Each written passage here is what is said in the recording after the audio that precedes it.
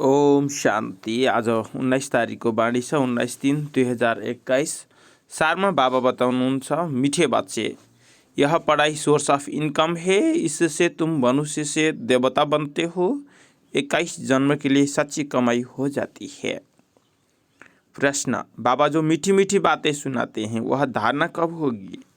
उत्तर, जब बुद्धि पर परमत व मनमत का प्रभाव नहीं होगा। जो बच्चे सुनी सुनाई बातों पर चलते हैं उनकी बुद्धि में धारणा हो नहीं सकती।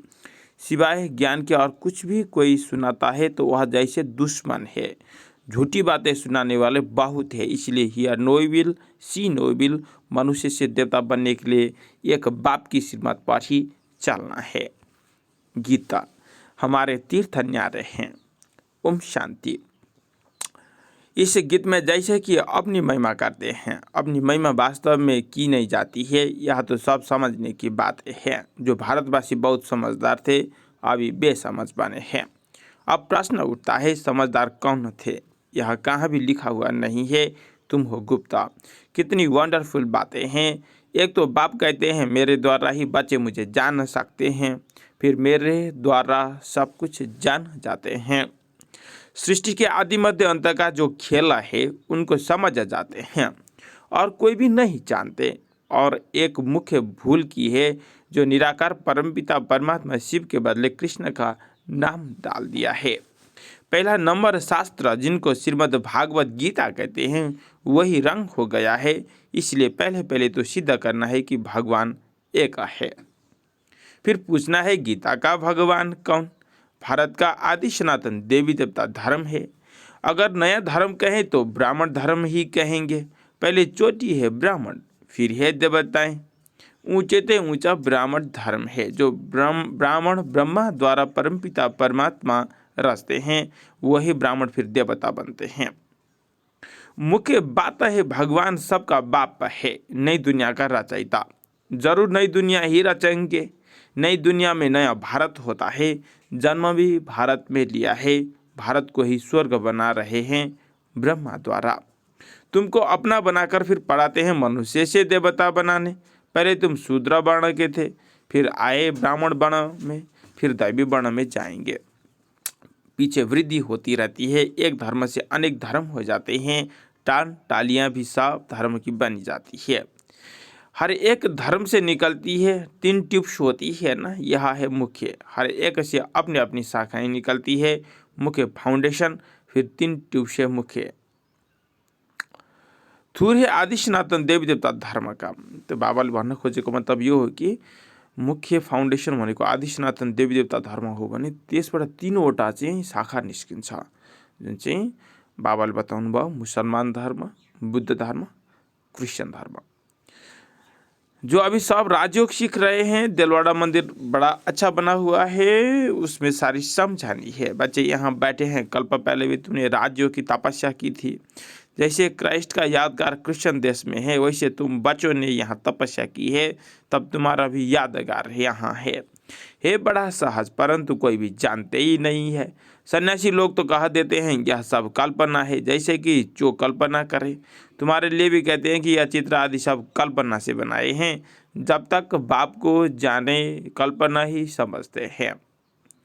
नॉलेजफुल तो एक बाप है ना, तो मुख्य है बाप का परिचय देना। बाप वह बाप स्वर्ग का वर्षा देते हैं, कल्प पहले भी दिया था। फिर 84 जन्म लेना पड़े। भारतवासियों के ही 84 जन्म होते हैं। फिर संगम पर बाप आकर के राजधानी स्थापन करते हैं। तुम बच्चों ने बाप द्वारा समझा है। जब अच्छी रीति समझे, बुद्धि में बैठे, तब खुशी भी रहे। यह पढ़ाई बड़ी सोर्स ऑफ इनकम है। पढ़ाई से ही मनुष्य वरिष्ठ आदि बनते हैं, लेकिन यह पढ़ाई मनुष्य से देवता बनने की है। प्राप्ति कितनी भारी है, तो इन जैसी प्राप्ति कोई करा ना सके। ग्रंथ में गाया हुआ है मनुष्य से देवता के करत न लागी वार, परंतु मनुष्य की बुद्धि चलती ही नहीं है। जरूर वह आदि सनातन देवी देवता धर्म प्राय लोप हो गया है। तब तो लिखते हैं मनुष्य से देवता बने। देवताएं सतयुग में थे, वो उनको जरूर भगवान ने संगम पर रचा होगा। कैसे रचा या कोई जानते ही नहीं है। गुरु नानक ने भी परमपिता परमात्मा की महिमा गाई है। उन जैसी उन जैसी महिमा कोई ने गाई नहीं है, इसलिए ग्रंथ को भारत में पढ़ते हैं। गुरु नानक का कलयुग में अवतार होता है, वह है धर्म स्थापक। राजाएं तो पीछे हुई, ये बाप ने तो यहाँ देवी देवता धर्म स्थापन किया है। वास्तव में नई दुनिया ब्राह्मणों की कहे, चोटी भर ब्राह्मणों के, परंतु राजधानी देवी देवताओं से शुरू होती है। तुम ब्राह्मण रचे हुए हो, तुम्हारी राजधानी नहीं है, तुम अपने लिए राजधानी स्थापन करते हो। बड़ी वंडरफुल बातें हैं। मनुष्य तो कुछ जानता ही नहीं है। पहले पहले तो अपने को मालूम हुआ तो अपने द्वारा दूसरे को मालूम होता है। तुम शूद्र से ब्राह्मण बने हो, ब्रह्मा को भी अभी बाप द्वारा मालूम पड़ता है। एक को बताया तो बच्चे को भी बताना होता है। उनके तन द्वारा तुम बच्चों को समझाते हैं। यह है अनुभव की बातें, शास्त्रों से तो कोई भी कुछ समझ ही ना सके। बाबा कहते हैं सारे कल्प में एक ही बार में आकर के समझाता हूँ और अनेक धर्म का विनाश एक धर्म की स्थापना कराता हूँ। यह 5000 वर्ष का खेल है। तुम बच्चे जानते हो हमने 84 जन्म लिए हैं। विष्णु की नाभि से ब्रह्मा दिखाते हैं। ब्रह्मा और विष्णु यह किसके बच्चे हैं? दोनों बच्चे शिव के ठहरे ना। वह है रचयिता, वह रचना। इन बातों को कोई समझ ना सके, बिल्कुल नई बातें हैं। बाबा भी कहते हैं यह नई बातें हैं, कोई शास्त्र में यह बातें हो ना सके। ज्ञान का सागर बापे वही गीता का भगवान है। भक्ति मार्ग में शिव जयंती भी मनाते हैं। सतयुग त्रेता में नहीं मनाते तो जरूर संगम पर ही आते होंगे। यह बातें तुम समझते हो, समझते जाते हो और समझाते रहते हो। जो समझाने वाले बाबा की महिमा है वह बच्चों की होनी चाहिए। तुमको भी मास्टर ज्ञान सागर बनना है, प्रेम का सागर, सुख का सागर यहाँ बनना है। किसको भी दुख नहीं देना है, बहुत मीठा बनना है।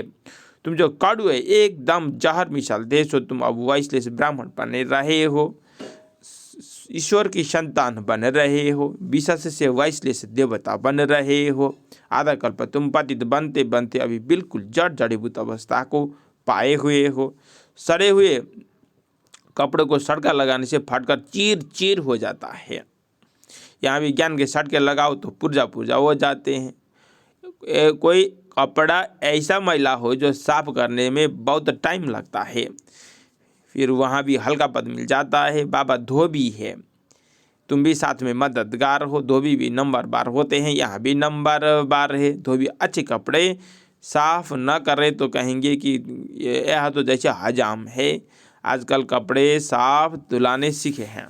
आगे गाँवड़े में बहुत मैले कपड़े धुलाई होते थे। यह हुनर भी बाहर वालों से आया है। बाहर वाले कुछ इज्जत देते हैं, पैसे आदि की मदद करते हैं, जानते हैं यह बहुत बड़ी बिरादरी है। अब नीचे गिरे हैं, गिरने वालों पर तरस पड़ता है। बाबा कहते हैं तुमको कितना धनवान बनाया था, माया ने क्या हालत कर दी है। अभी तुम जानते हो हम विजय माला के थे, फिर 84 जन्म लेकर के क्या आकर बने हैं। वंडरफुल है ना। तुम समझा सकते हो, तुम भारतवासी तो स्वर्गवासी थे। अब भारत ही स्वर्ग था, फिर नीचे गिरते गिरते नरकवासी भी बनना पड़े। बाबा कहते हैं पवित्र बन स्वर्गवासी बनो, मन मना भव शिव भगवान वाच माम एकम याद करो। याद की यात्रा से तुम्हारे सब पाप नष्ट हो जाएंगे। शास्त्रों में लिखा हुआ है कृष्ण ने भगाया पटरानी बनाने। तुम सब पढ़ रहे हो, पटरानी बन रहे हो, परंतु इन बातों को कोई समझ ही ना सके। बाबा ने आकर के बच्चों को समझाया है। बाबा कहते हैं मैं कल्प कल्प तुमको समझाने आता हूँ, तो पहले भगवान एक है यह सिद्ध कर फिर बताओ गीता का भगवान कौन। राज्य किसने सिखाया? भगवान ही ब्रह्म द्वारा स्थापन कराते हैं और विनाश फिर पालना भी कराते हैं। यह जो ब्राह्मण है वही फिर देवता बनते हैं। यह बातें भी समझ में उन्हों की आएगी जिन्होंने कल्प पहले समझा है। सेकेंड बाय सेकेंड जो हुआ इस समय तक समझेंगे। ड्रामा में तुम्हें बहुत पुरुषार्थ करना है।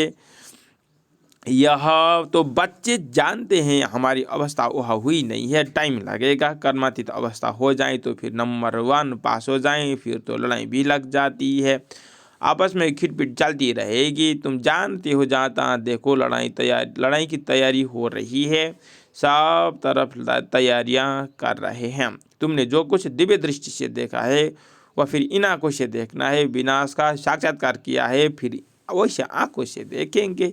स्थापना का भी साक्षात्कार किया है, फिर प्रैक्टिकल में राजाएं भी देखेंगे। तुम बच्चों को तो बहुत खुशी होनी चाहिए। यह पुराना तन है, योग से आत्मा पवित्र बन जाएगी, फिर यह शरीर भी छोड़ना है। 84 जन्म का चक्र पूरा होता है, फिर जरूर सबको नए शरीर मिलेंगे। यह भी समझने की बहुत सहज बातें हैं, समझा भी सकते हैं। कलयुग के बाद सतयुग जरूर होगा, अनेक धर्मों का विनाश जरूर होगा, फिर आदि सनातन देवी देवता धर्म की स्थापना अर्थ बाबा को आना पड़ता है। अभी तुम ब्राह्मण बने हो देवता बनने के लिए, दूसरे कोई हो ना सके। तुम बच्चे जानते हो हम शिव बाबा के बने हैं, शिव बाबा हमको वर्षा दे रहे हैं। शिव जयंती मनाई, भारत को वर्षा मिला। शिव बाबा आया, क्या आकर के किया? इस्लामी बौद्ध आदि ने जो आकर अपना धर्म स्थापन किया, बाप ने आकर क्या किया? जरूर स्वर्ग की स्थापन की। कैसे स्थापन की, कैसे स्थापन होती है सो तो तुम बच्चे ही अभी जानते हो, फिर सतयुग में यह सब भूल जाएंगे। यह भी समझते हो 21 जन्मों का वर्षा अभी ले रहे हैं। यह ड्रामा में नुदा है, भल वहाँ समझेंगे यह बाप है, यह बच्चा है, बच्चे को वर्षा मिलता है, परंतु यह प्रारब्ध अभी की है। सच्ची कमाई कर 21 जन्मों के लिए अभी तुम वर्षा पा रहे हो। 84 जन्म तो लेना ही है। सत प्रदान से फिर सतो रजोतमो में आएंगे। या अच्छी रीति याद करने से बहुत खुशी में रहेंगे। समझाने में बड़ी मेहनत लगती है, जब समझ जाते हैं तो उनको बड़ी खुशी होती है। जो बच्चे अच्छी रीति समझते हैं वह फिर बहुतों को समझाते रहते हैं, कांटों को फूल बनाते रहते हैं। यह है बेहद की पढ़ाई। वर्षा भी बेहद का मिलता है, फिर इसमें त्याग भी बेहद का है। गृहस्थ व्यवहार में रहते सारी पुरानी दुनिया का त्याग करना है, क्योंकि तुम बच्चे जानते हो यह पुरानी दुनिया खत्म होनी है, अब नई दुनिया में जानना है। इसलिए बेहद का संन्यास कराते हैं। सन्यासियों का है हद का संन्यास और उन्हों का है हठ योग। इसमें हठ की कोई बात नहीं रहती है, यह तो पढ़ाई है। पाठशाला में पढ़ना है मनुष्य से देवता बनने के लिए। शिव भगवान उवाच, कृष्ण हो ना सके, कृष्ण कब नई दुनिया बना ना सके उनको हेविनली गॉडफादर नहीं कहेंगे, हेविनली प्रिंस कहेंगे। तो कितनी मीठी मीठी बातें समझने और धारण करने की है। दैवी लक्षण भी चाहिए, कभी भी सुनी सुनाई बातों पर नहीं लग जाना चाहिए। व्यास की लिखी हुई बातों पर लगने से बुरी गति हो गई ना। सिवाय ज्ञान के और कुछ भी सुनाते हैं तो समझो यह हमारा दुश्मन है, दुर्गति में ले जाते हैं। कभी भी परमत पर नहीं लगना चाहिए। मनमत परमत पर चला तो यह मरा। बाबा समझाते हैं झूठी बातें बोलने वाले तो दुनिया में बहुत है, तुमको बाबा से ही सुनना है। Hear no evil, see no evil, talk no evil, think no evil. बाप दादा आए हैं मनुष्य से देवता बनाने, तो सदा ही उनकी सिरमत पर चलते रहना चाहिए। अच्छा, मीठे मीठे चिकलाते बच्चों प्रत माता पिता बाप दादा का याद प्यार और गुड मॉर्निंग। रूहानी बाप की रूहानी बच्चों को नमस्ते। हम रूहानी बच्चों को भी रूहानी बाबा को याद प्यार गुड मॉर्निंग नमस्ते। वरदान। इस धारणा को लागे मुख्य सार। एक मासा यहाँ बाबा समान सुख का सागर, प्रेम का सागर बनना है, सर्वगुण धारण करना है, किसी को भी दुख नहीं देना है। 2, सुनी सुनाई बातों पर कभी विश्वास नहीं करना है, पर मत पर नहीं चलना है। या no evil, see no evil. वरदान। ब्राह्मण जीवन की नीति और रीति प्रमाण सदा चलने वाले, व्यर्थ संकल्प मुक्त भव। ब्राह्मण जीवन की नीति और रीति प्रमाण सदा चलने वाले, व्यर्थ संकल्प मुक्त भव। जो ब्राह्मण जीवन की नीति रीति प्रमाण चलते हुए सदा श्रीमत की आज्ञाएं स्मृति में रखते हैं और सारा दिन शुद्ध प्रवृत्ति में बिजी रहते हैं, उन पर व्यर्थ संकल्प रूपी रावण वार नहीं कर सकता। बुद्धि की प्रवृत्ति है शुद्ध संकल्प करना, वाणी की प्रवृत्ति है बाबा द्वारा जो सुना वह सुनाना, कर्म की प्रवृत्ति है कर्मयोगी बन हर कर्म करना। इसी प्रवृत्ति में बिजी रहने वाले व्यर्थ संकल्पों से निवृत्ति प्राप्त कर लेते हैं। स्लोगन छ, अपने हर नए संकल्प से नई दुनिया का झलक का साक्षात्कार कराओ। अपने हर नए संकल्प से नई दुनिया की नई झलक का साक्षात्कार कराओ। ओम शांति।